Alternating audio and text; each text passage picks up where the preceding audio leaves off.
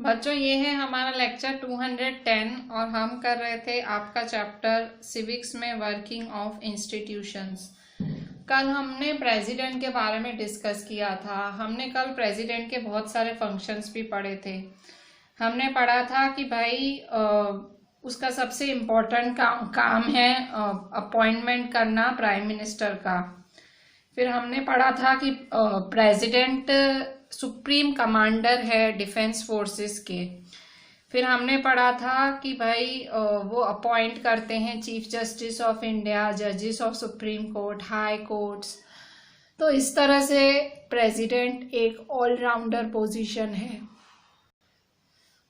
तो प्रेसिडेंट मतलब आप देख सकते हो सुप्रीम पोजीशन है कंट्री की। सो इसीलिए उनके जब भी प्रेसिडेंट के लिए कोई सेंटेंस यूज करते हैं उसके आगे हम शी लगाते हैं।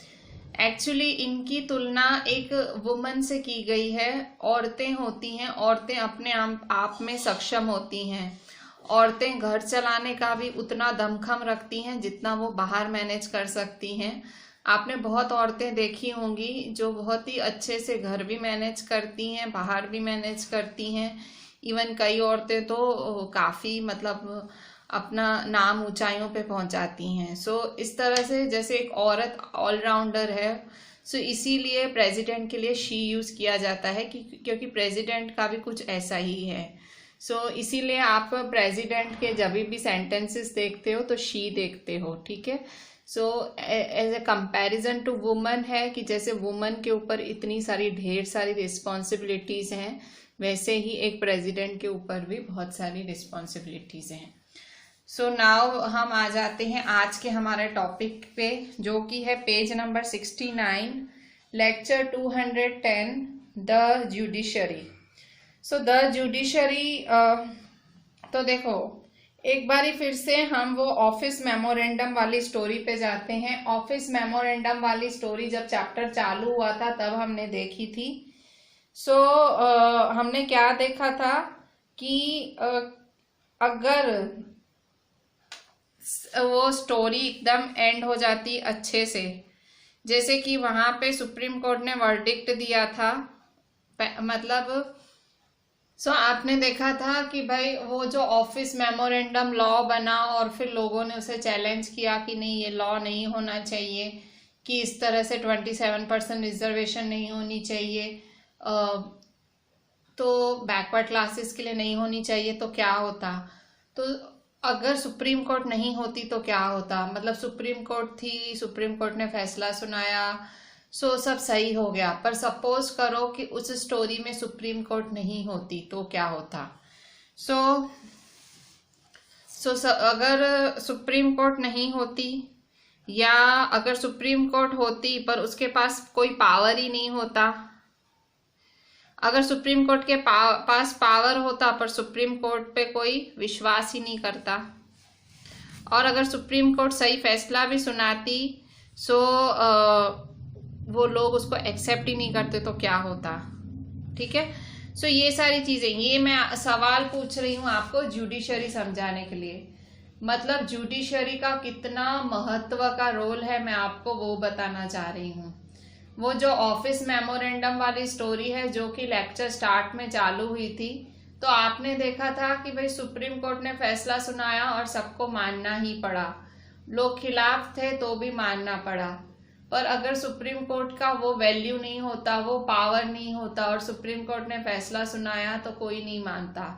पर इस पॉइंट से हमें पता लगता है कि किस तरह से जुडिशरी एक इंडिपेंडेंट, पावरफुल, अपने आप में ही एक बहुत बड़ी इंस्टीट्यूशन है, ठीक है। जुडिशरी एक इम्पॉर्टेंट पार्ट है हमारे कॉन्स्टिट्यूशन का।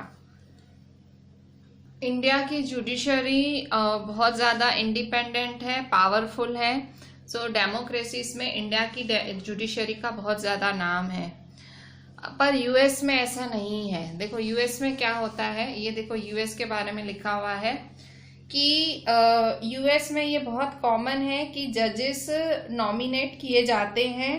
किसके बेसिस पे जजेस नॉमिनेट किए जाते हैं? प्रेसिडेंट के हिसाब से, मतलब जिसको जो अच्छा, प्रेसिडेंट को जो अच्छा लगे वो जज बना दिया जाता है।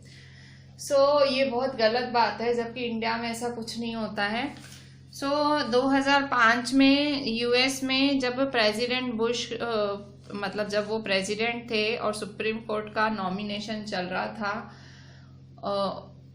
यूएस में, जब सुप्रीम कोर्ट के लिए जज चुने जा रहे थे, तो एक कार्टूनिस्ट ने एक कार्टून पास किया था। ये उसने ऐसा एक कार्टून मतलब एक ऐसा मजाक वाला एक ऐसा कटिंग पास किया था। देखो क्या लिखा हुआ है। ये अमेरिका में एक ये मीम बना था, मतलब एक ऐसी जोक था, वांटेड सुप्रीम कोर्ट जस्टिस। ये अमेरिका की एक मतलब अमेरिका के कार्टूनिस्ट ने ऐसा छापा था, वांटेड सुप्रीम कोर्ट जस्टिस, के सुप्रीम कोर्ट के लिए जज चाहिए, नो एक्सपीरियंस नेसेसरी प्लीज लिखा हुआ था, कोई एक्सपीरियंस की जरूरत नहीं है। Top tier court seeks likable little known entity, मतलब कोई जो कम नाम वाला भी चलेगा, थोड़ी सी टाइपिंग आनी चाहिए और उसको ये बोलना आना चाहिए कि president is the most brilliant person I have ever met, मतलब प्रेसिडेंट की तारीफें करने आनी चाहिए।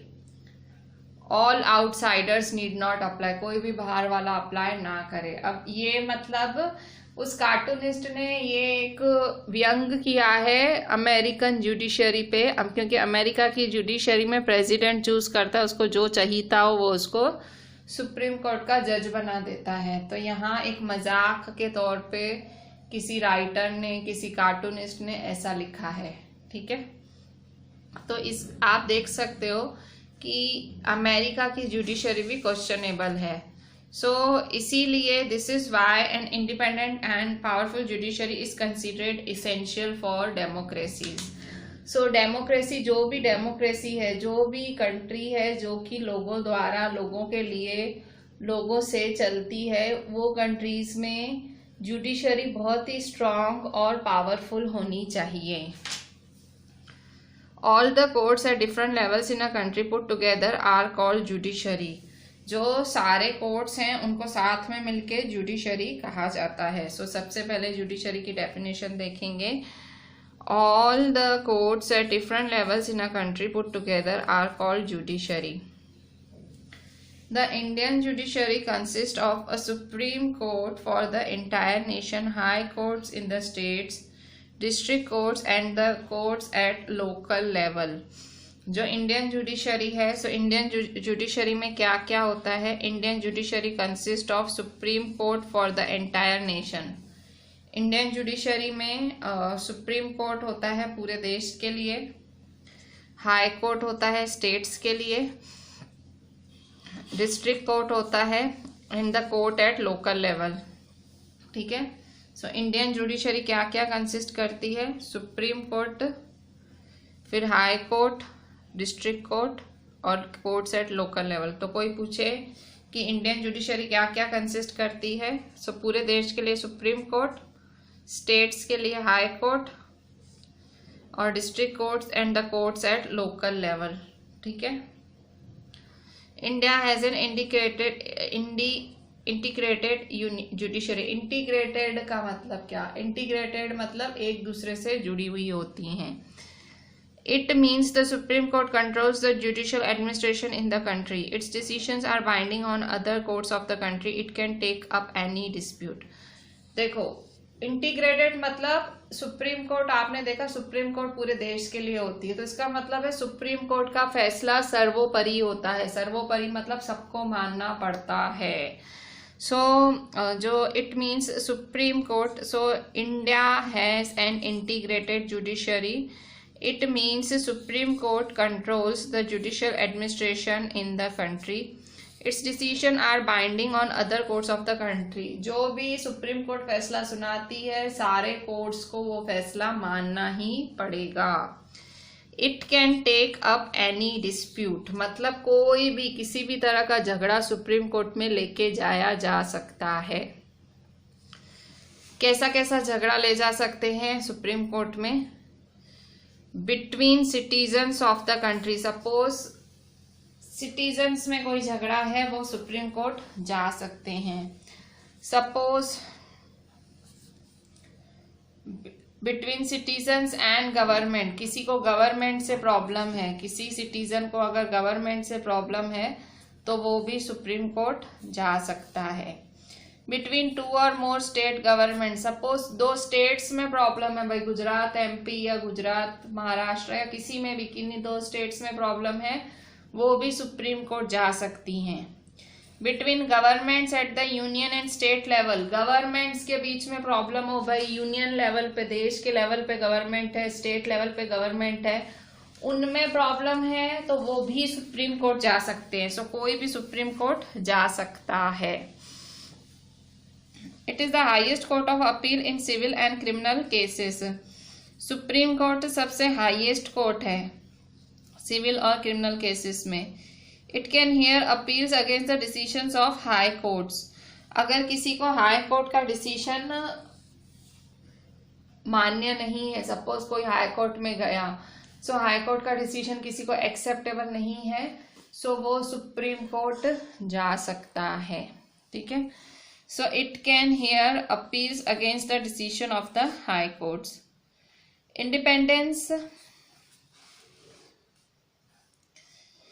Independence of the judiciary means that it is not under the control of legislature or the executive. Judiciary आज़ाद है, इसका मतलब ये नहीं कि भाई उसको जो लॉ बनाते हैं या जो लॉ को एग्जीक्यूटिव हैं उनके अंदर नहीं आती। जजेस do not act on the direction of government और according to the wishes of party और पावर, इसका मतलब ये है कि जजेस अपने हिसाब से फैसला लेते हैं।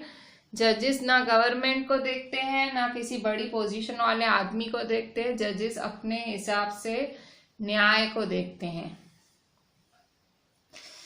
सो द जजेस do not act on the direction of the government और according to the wishes of party in power. So जजेस को ऐसे नहीं देखना है कि ये पार्टी पावर में है तो इसके हिसाब से फैसला दूं, या ये नेता ज्यादा पावरफुल है इसके हिसाब से फैसला दूं, ऐसे नहीं है। जजेस को न्यूट्रल लेके फैसले लेने होते हैं।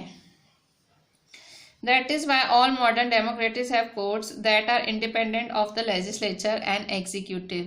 इसीलिए जो भी मॉडर्न डेमोक्रेसीज हैं जैसे कि इंडिया, सो सारी मॉडर्न डेमोक्रेसीज के पास कोर्ट्स हैं, कचहरियां हैं जो कि बिल्कुल भी इंडिपेंडेंट हैं लेजिस्लेचर और एग्जीक्यूटिव से। मतलब जो जुडिशरी है ना वो लेजिस्लेचर वाले को जानती है ना वो एग्जीक्यूटिव वाले को जानती है, उससे खुद से ही काम करना है, उसको इंडिपेंडेंटली काम करना है। लॉ बनाने वाला अगर उसको अपने हाथ करेगा तो उसको लॉ बनाने वाले के हिसाब से फैसले सुनाने पड़ेंगे। एग्जीक्यूटिव लॉ एग्जीक्यूट करने वाले का वो साथ देगा तो उसको उसके हिसाब से फैसले सुनाने पड़ेंगे। सो इसीलिए जुडिशरी, इंडियन जुडिशरी इंडिपेंडेंट है। इंडिपेंडेंट मतलब स्वतंत्र, उसको ना लेजिस्लेचर से लेना देना है ना एग्जीक्यूटिव से लेना देना है। पर हाँ, जुडिशरी इंस्टीट्यूशन का एक बहुत ही इम्पोर्टेंट पार्ट है। Legislature, executive and then the judiciary. Judiciary क्यों इंडिपेंडेंट है? क्योंकि वो सही फैसले सुना पाए, इसीलिए। So that are independent of the legislature and executive. ठीक है, सो इंडिया में ऐसा ही होता है। द जजेस of supreme court and high court are appointed by president on the advice of prime minister. ये चीज़ मेरे ख्याल से दूसरी बार रिपीट हुई है, पर वो आपको याद होनी चाहिए कि जो सुप्रीम कोर्ट के जजेस हैं वो कौन अपॉइंट करता है? प्रेसिडेंट। और प्रेसिडेंट किसकी एडवाइस पे अपॉइंट करता है? प्राइम मिनिस्टर की एडवाइस पे अपॉइंट करता है। And in constitution with chief justice of and in consultation with chief justice of supreme court. So जब प्रेसिडेंट को अपॉइंटमेंट देना होता है, किस किस को? जजेस को अपॉइंटमेंट देना होता है, सुप्रीम कोर्ट या हाई कोर्ट के जजेस को अपॉइंटमेंट देना होता है। सो प्रेसिडेंट कंसल्ट करता है किसके साथ? प्रेसिडेंट कंसल्ट करता है प्राइम मिनिस्टर के साथ और chief justice of supreme court के साथ कंसल्ट करता है। In practice it now means that the senior जजेस of supreme court select the new जजेस of and the high courts. आजकल इन प्रैक्टिस का मतलब क्या होता है? जो सीनियर जजेस होते हैं सुप्रीम कोर्ट के, वो नए नए जज चुनते हैं। There is very little scope for interference by the political executive. So इन सब में कोई भी एग्जीक्यूटिव अपना हाथ नहीं डाल सकता। द सीनियर मोस्ट जज of the supreme court is usually appointed as chief justice. Supreme court के जो सबसे सीनियर जज होते हैं उन्हें ही चीफ जस्टिस के तौर पे अपॉइंट किया जाता है। Once a person is appointed as judge of the Supreme Court or the High Court, it is nearly impossible to remove him or her from that position. और एक बारी कोई जज बन गया, कोई सुप्रीम कोर्ट का या हाई कोर्ट का जज बन गया, it is next to impossible to remove him. आप उसकी पोजीशन नहीं हिला सकते हो। सो आप सोच सकते हो कितनी पावरफुल पोजीशन है, ठीक है। सो अगर कोई सुप्रीम कोर्ट का जज बन जाता है या हाई कोर्ट का जज बन जाता है तो उसको उसकी पोजीशन से नहीं हिला सकते हो। किसी सुप्रीम कोर्ट के जज या हाई कोर्ट के जज को उसकी पोजीशन से रिमूव करना उतना ही डिफिकल्ट है जितना कि इंडिया के प्रेसिडेंट को रिमूव करना, ठीक है। सो आप कुछ और बनो ना बनो, जज बन जाना, ठीक है। सो देखो यहाँ पे अ जज कैन बी रिमूव्ड। अच्छा अब देखो कब रिमूव हो सकता है, अब वो देखो जज कब, किसी भी सुप्रीम कोर्ट या हाई कोर्ट के जज कब रिमूव हो सकते हैं। Can be removed only by an impeachment motion passed separately by 2/3 members of the two houses of the parliament. It has never happened in the history of Indian democracy. एक ही तरीका है किसी जज को उसकी पोजीशन से हटाने का। खैर वो तरीका कभी भी यूज नहीं किया गया है। हमारी इंडियन जुडिशरी में कभी भी किसी भी जज को रिमूव नहीं किया गया है। पर अगर कुछ ऐसा होता है कि किसी जज को रिमूव करना पड़ रहा है, सो उसमें आपको वोटिंग करनी पड़ती है, ठीक है। सो वोटिंग करनी पड़ेगी आपको दोनों हाउसेस में, लोकसभा और राज्यसभा में, और उसमें 2/3 members of the two houses, मतलब दोनों हाउसेस के 2/3 मेंबर्स अगर राजी होते हैं तो ही रिमूव हो सकता है। मतलब 2/3 मतलब क्या हुआ, जैसे 100% में से 70% लोग मान जाएं या 75% लोग राजी हो रहे हैं कि भाई रिमूव करना है, सो रिमूव कर सकते हैं। बट ऐसा हमारी इंडियन हिस्ट्री में कभी भी नहीं हुआ है कि किसी रनिंग जज को रिमूव किया गया हो। जज खुद इस्तीफा दे सकता है, वो खुद इस्तीफा मतलब खुद रिजाइन कर सकते हैं, पर मोस्टली करता कोई नहीं है। इतनी अच्छी पोजीशन कौन छोड़ेगा। बट अगर उनको निकालना है तो वो भी नेक्स्ट टू इम्पॉसिबल है, ठीक है। So judiciary in India is also one of the most powerful in the world. हमारी इंडियन जुडिशरी का पूरी दुनिया में नाम है, बहुत पावरफुल जुडिशरी है हमारी। Supreme court and the high courts have the power to interpret the constitution of the country. Supreme court और हाई कोर्ट तो इतना पावर रखते हैं कि वो हमारे कॉन्स्टिट्यूशन को इंटरप्रिटेट, मतलब कॉन्स्टिट्यूशन को भी वो एक दिशा दे सकते हैं, ठीक है। उनमें इतना पावर है।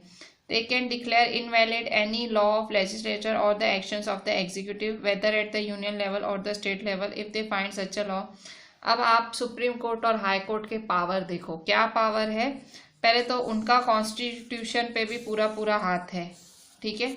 दूसरा, वो किसी भी लॉ को इनवैलिड डिक्लेयर कर सकते हैं, कभी भी किसी भी लॉ को इनवैलिड डिक्लेयर कर सकते हैं अगर उनको लगता है कोई लॉ गलत है, लेजिस्लेचर ने कोई लॉ गलत बनाया है या कोई एग्जीक्यूटिव कोई काम गलत कर रहा है, चाहे वो यूनियन लेवल पे हो चाहे वो स्टेट लेवल पे हो, वो तुरंत दखल अंदाजी दे सकते हैं, ठीक है। वो अगर उनको ऐसे लगता है कि कोई गलत है, कोई हमारे कॉन्स्टिट्यूशन के खिलाफ जा रहा है, हमारे संविधान के खिलाफ जा रहा है, तुरंत सुप्रीम कोर्ट या हाई कोर्ट उसको खारिज कर सकता है। मतलब ऐसे नहीं लॉ बन गया तो बन गया, लॉ बन गया, जुडिशरी पूरी पोजीशन रखती है उस लॉ को खत्म करने की भी। Thus they can determine the constitutional validity of any legislation or action of executive in the country. So इसीलिए अगर सपोज आप किसी के खिलाफ केस लेके जा रहे हो, ठीक है, किसी एक बहुत बड़ी पोजीशन, बहुत बड़े लेवल पे अगर कोई हस्ती है, आप उसके खिलाफ केस लेके जा रहे हो तो आपका केस कंसीडर होगा, भले वो कितनी भी बड़ी हस्ती है, पर जुडिशरी के सामने सब एक हैं। सो Thus, they can determine the validity of the executive when it is challenged before them. This is known as judicial review. So, judicial review क्या होता है, इसकी perfect definition. Thus, they can determine the constitutional validity of the legislation or action of executive in the country. When it is challenged before them, this is known as judicial review. Suppose किसी ने किसी के खिलाफ, किसी बड़ी हस्ती के खिलाफ मुकदमा दर्ज किया, सो वो पूरी छानबीन कराएंगे और उसे कहा जाएगा judicial review. The supreme court of India has also ruled that the core और basic principles of constitution can not be change by the parliament. और सुप्रीम कोर्ट ने एक और चीज़ कही हुई है कि जो बेसिक प्रिंसिपल है हमारे कॉन्स्टिट्यूशन के basic principles, by right to live, right, ठीक है, राइट अगेंस्ट एक्सप्लॉयटेशन, बहुत सारी राइट्स, बहुत सारी ड्यूटी, सब बहुत कुछ दिया गया है हमारे कॉन्स्टिट्यूशन को. तो आप उसको नहीं बदल सकते हो, पार्लियामेंट उसको नहीं बदल सकती. ठीक है, आप नए रूल्स ला सकते हो, पुराने रूल्स में थोड़े से बदलाव कर सकते हो, पर जो कोर है, जो बेसिक है हमारे कॉन्स्टिट्यूशन के राइट्स, ड्यूटीज, आप उनको नहीं बदल सकते हो. ठीक है. सो the powers and the independence of Indian judiciary allow it to act as the guardian of the fundamental rights. So judiciary का जो इतना पावर है, उसका जो वो इतना इंडिपेंडेंट है इंडियन जुडिशरी, तो वो एक फंडामेंटल राइट्स का गार्डियन भी है. ऑब्वियसली, क्योंकि सुप्रीम कोर्ट ने बोला हुआ है कि आप राइट्स के साथ छेड़छाड़ नहीं कर सकते हो, राइट को नहीं बदल सकते हो. We shall see in the next chapter that the citizens have a right to approach the court to seek remedy in case of any violation of their rights. So आप अभी नेक्स्ट चैप्टर में देखोगे कि citizens जो हैं वो courts के पास जा सकती हैं, सब उनको ऐसे लगे कि हमारी राइट भंग हो रही है, हमको हमारी बेसिक राइट नहीं मिल रही है, तो वो कॉन्स्टिट्यूशन के पास जा सकते हैं, मतलब कॉन्स्टिट्यूशन नहीं, वो जुडिशरी के पास जा सकते हैं. In recent years, the courts have given several judgments and directives to protect public interest and human rights. आप अगर थोड़ा जुडिशरी के केसेस थोड़े से सर्च करो तो इन सालों में जुडिशरी ने बहुत बड़े बड़े फैसले सुनाए हैं जिसमें वो प्रोटेक्ट करती हैं हमारे human rights, fundamental rights protect करते हुए बहुत फैसले सुनाए हैं. Anyone can approach the courts if public interest is hurt by the actions of the government. This is called public interest litigation. एक बहुत ही important term है public interest litigation. इसका short form है PIL. मतलब कभी अगर आपको गवर्नमेंट के किसी फैसले से, अगर आप गवर्नमेंट के किसी फैसले से सहमत नहीं हो, गवर्नमेंट ने कोई फैसला सुनाया, कोई लॉ पास किया, अगर आप सहमत नहीं हो तो आप PIL दाखिल कर सकते हो, PIL कोर्ट में दाखिल कर सकते हो, मतलब public interest litigation.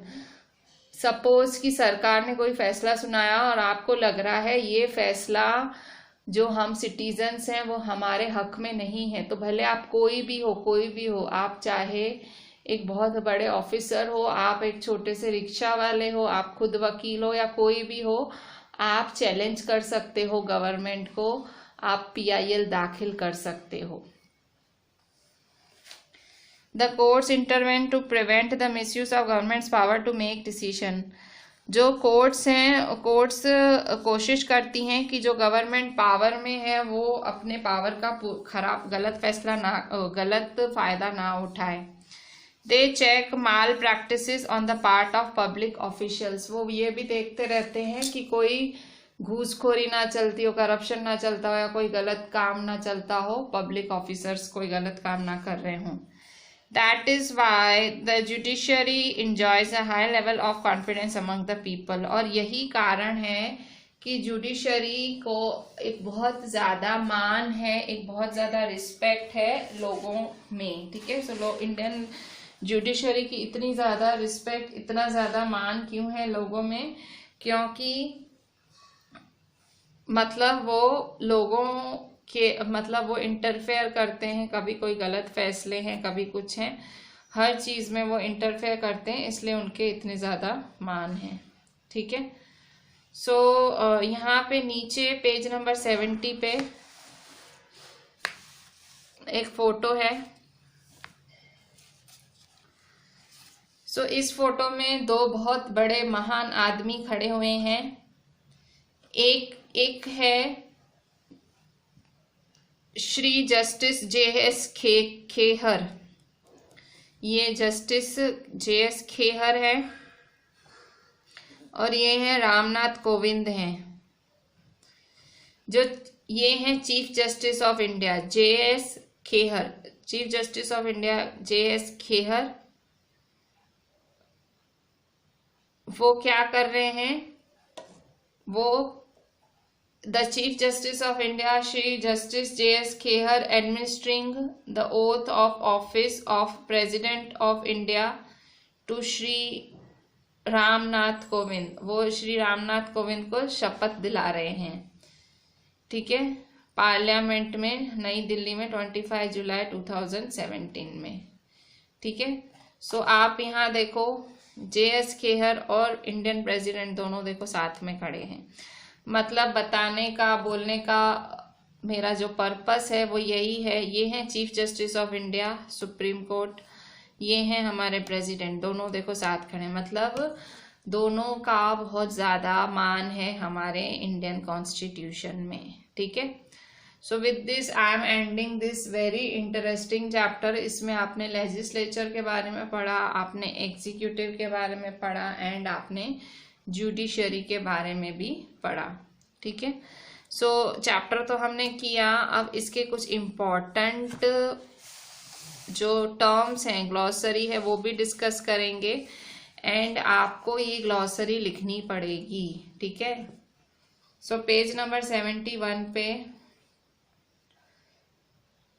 Coalition government. सो कोएलिशन गवर्नमेंट ये बहुत बारी यूज हुआ इस चैप्टर के अंदर।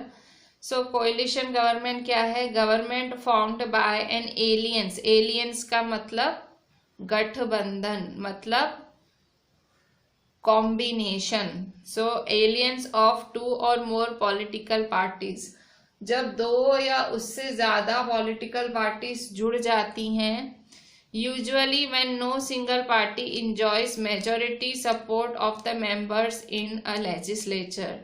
सो जब कोई भी एक भी सिंगल पार्टी इंजॉय नहीं करती है लेजिस्लेचर में, मतलब उनको किसी को भी ज्यादा वोटिंग नहीं मिलती है, तो वो क्या वो करती हैं, कोएलिशन गवर्नमेंट बना देती हैं।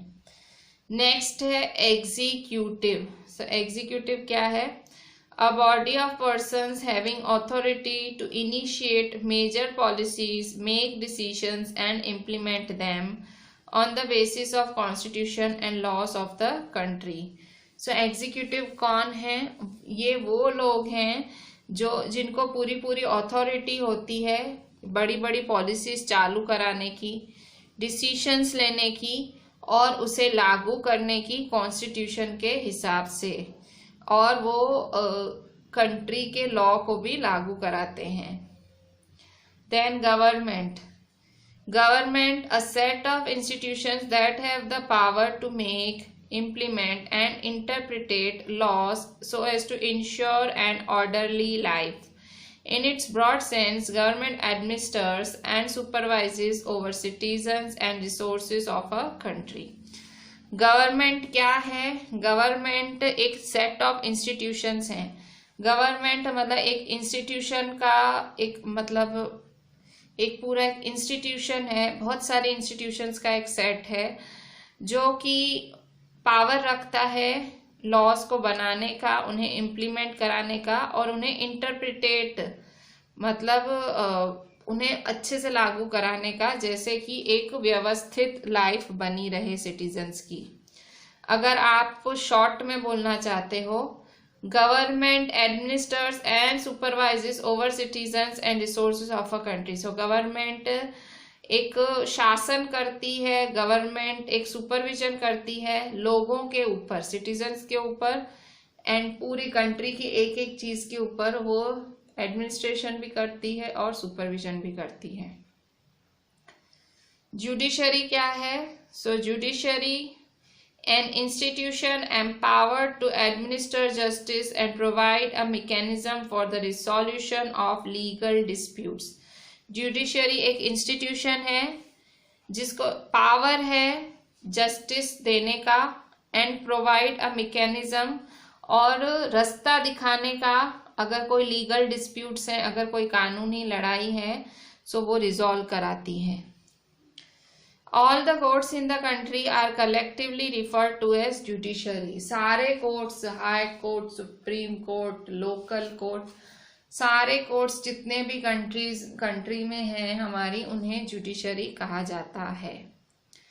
नेक्स्ट है लेजिस्लेचर। सो लेजिस्लेचर क्या है? लेजिस्लेचर है an assembly of people's representatives with the power to enact laws for a country. So legislature है लोगों की एक असेंबली, ठीक है, लोगों द्वारा चुने गए रिप्रेजेंटेटिव्स की एक असेंबली जो पावर रखते हैं, लॉस जो है लॉज को बनाने का पावर रखते हैं। In addition to enacting laws, legislatures have authority to raise taxes, adopt the budget and other money bills. So laws तो बनाने का है ही उनके पास पावर, लेजिस्लेचर के पास। इसके अलावा इनके पास पावर होता है टैक्सेस लेने का, टैक्स भी लेते हैं, एंड बजट और बाकी मनी बिल्स भी यही लोग लेते हैं, ठीक है। सो इस तरह से ये लेजिस्लेचर का पावर है। लेजिस्लेचर का काम है कानून बनाना, टैक्सेस लेना, बजट, जो भी बजट पास हुआ है उसे लागू कराना, सारे मनी बिल्स, जो भी मनी रिलेटेड लॉस हैं उनको लागू कराना। नेक्स्ट है office memorandum. So office memorandum, so ये तो हमने जब चैप्टर शुरू हुआ था तब से पढ़ रहे हैं।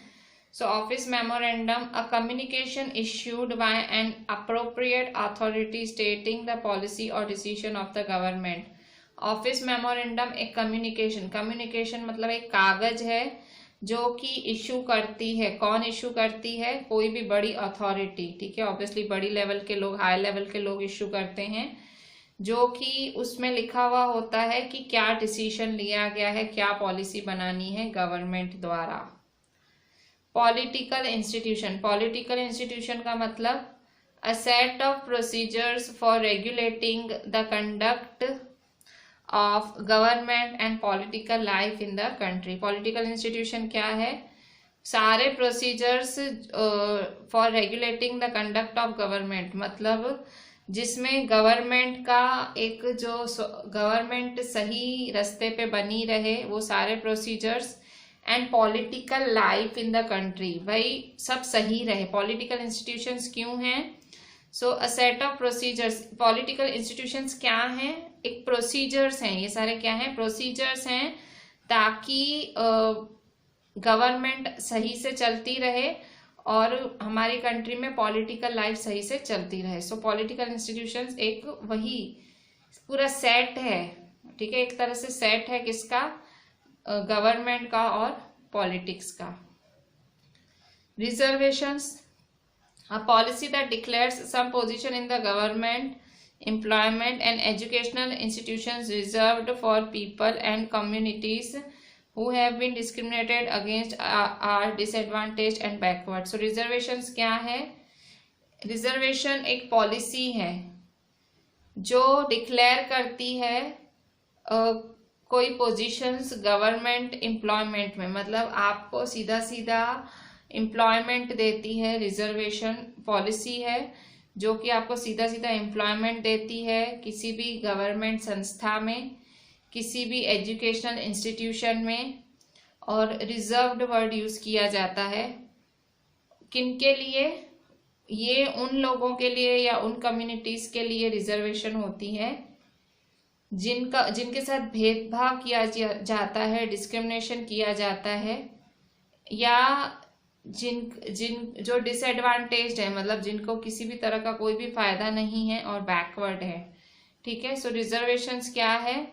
पॉलिसीज हैं जो कि बोलती है, वो पॉलिसी जो बोलती है कि गवर्नमेंट में और एजुकेशनल इंस्टीट्यूशन में आपके लिए सीट्स रिजर्व्ड है, किन लोगों के लिए? बैकवर्ड, डिसएडवांटेज्ड और जिनके साथ डिस्क्रिमिनेशन हुआ है। अच्छा, स्टेट का मतलब, सो ये स्टेट वर्ड तो बहुत यूज होता है। सो स्टेट का मतलब क्या हुआ? So political association occupying a definite territory, having an organized government and possessing power to make domestic and foreign policies. Government may change but the state continues. In common speech the term country, nation and state are used as synonyms. ठीक है, सो देखो ये बहुत अच्छी point लिखी हुई है कि गवर्नमेंट में change but state continuous. State क्या है? स्टेट किस किस के लिए यूज होता है? स्टेट, कंट्री, नेशन, इन सब के लिए यूज होता है। ठीक है, सो सिंपली स्टेट मैंने आपको बोला था, कंट्री या नेशन को स्टेट कहा जाता है। सो यहाँ पे कुछ एमसीक्यूज हैं एक्सरसाइजेस में। क्वेश्चन 1, अच्छा ये सारे ग्लॉसरी आपको लिखनी है, सारी इंपॉर्टेंट ग्लॉसरी थी। Question 1, if you are elected as the president of India which of the following decision can you take on your own? Suppose आप प्रेसिडेंट बने, वाह वाह वाह वाह, ठीक है, सबसे ज्यादा खुश मैं ही होंगी अगर मेरा स्टूडेंट प्रेसिडेंट बनेगा तो। ठीक है, सो अगर आप प्रेसिडेंट चुने गए, सो आप कौन सा डिसीजन खुद से ले सकते हो? खुद से, ठीक है, कौन सा डिसीजन आप खुद से ले सकते हो? 4 ऑप्शंस हैं आपके सामने। सो ए है select the person you like as prime minister, अपने पसंद के आदमी को प्राइम मिनिस्टर बना सकते हो। B dismiss a prime minister who has a majority in Lok Sabha, आप प्राइम मिनिस्टर को डिसमिस कर सकते हो जिसकी लोकसभा में मेजोरिटी है। C ask for reconsideration of a bill passed by both the houses, आपके पास पावर है कि कोई लॉ आया है आपके पास दोनों हाउसेस से पास होके, तो आप उनको एक बार ही बोल सकते हो भाई जरा फिर से सोच लो ये सही तो है। या D nominate the leaders of your choice to the council of ministers, अपने मन के मिनिस्टर्स बनाओ। सो आप क्या कर सकते हो? प्रेसिडेंट हो तो आपके पास आप बोल सकते हो दोनों हाउसेस को, ask for reconsideration of a bill passed by both the houses. अगर आपके पास कोई बिल आया है, कोई लॉ आया है, तो आप दोनों हाउसेस को बोल सकते हो कि भाई जरा एक बारी फिर से सोच लो। Question 2, who among the following is a part of the political executive? इनमें से पॉलिटिकल एग्जीक्यूटिव कौन हो सकता है? A district collector.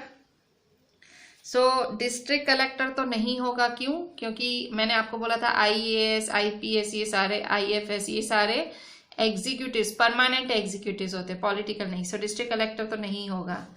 Secretary of the ministry of home affairs, तो मैंने ये भी बताया था जो सेक्रेटरीज होते हैं वो सारे आईएएस आईपीएस ही होते, तो वो भी नहीं होगा पॉलिटिकल एग्जीक्यूटिव।